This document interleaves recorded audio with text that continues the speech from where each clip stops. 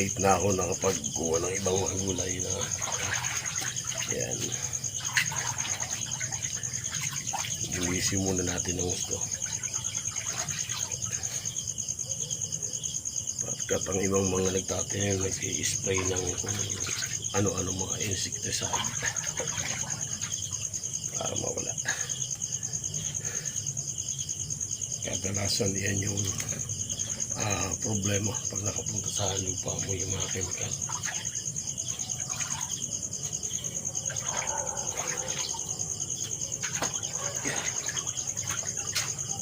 Yan, halo-halo gulay, saluyot, may alokbate, may talbos.